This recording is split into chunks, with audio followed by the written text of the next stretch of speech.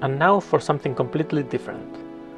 This is a paper shoot camera, a little cardboard digital point and shoot that I got as a Secret Santa present for Christmas. The camera comes disassembled and you get to put the main circuit in place, and after installing batteries, screw in the cardboard case with a couple of screws. It takes two AAA batteries, and you use rechargeable ones. It will recharge them while connected to USB. There is no screen, and the viewfinder is just a hole in the cardboard. I mostly just ignore it and aim the camera without looking.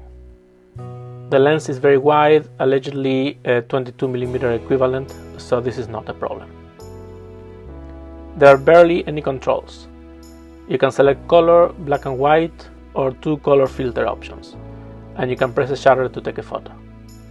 There is a lot of shutter lag, and I'm not sure the sound and LED that turns on are in great sync with the photo being taken.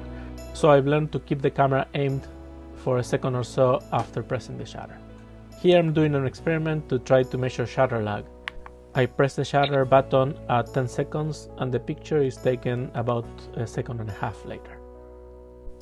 When connected to power, the camera can do both time lapses and video, although I haven't tried either of these.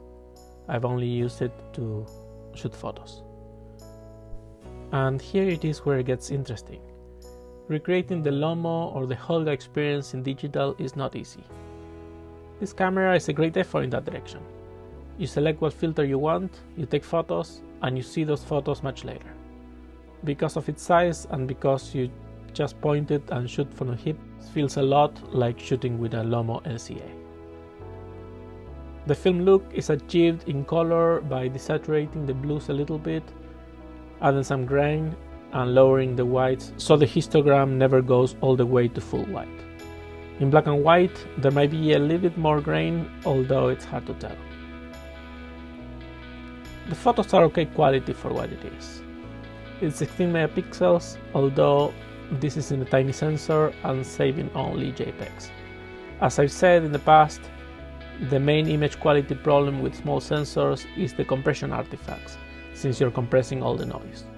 In a camera like this though, a RAW option would defeat the purpose.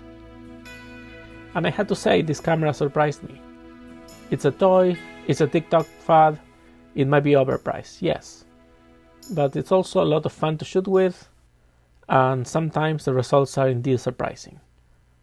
Initially I was going to say that you could buy a compact Canon from 2012 or so for less money and get better quality, but that is missing the point. The paper shoot forces you to use it as if it were a point and shoot film camera, and there's a place for that.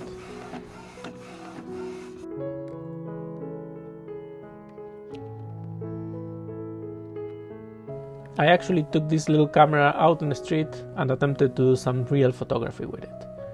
The shutter lag issue I mentioned before makes it pretty unusable for street photography.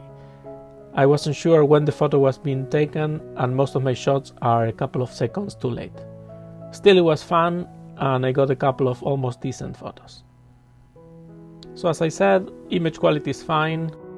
It's obviously a mobile phone camera sensor from a few years ago, minus the instant preview and all the things you can do in a smartphone these days.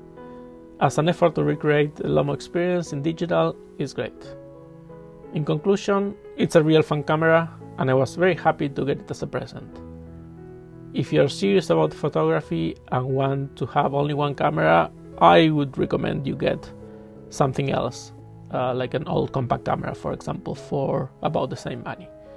But if you want to have fun with a camera that feels a lot like shooting with a Lomo and produces photos that kind of look like film, you should go for it. This is a great fun camera to have.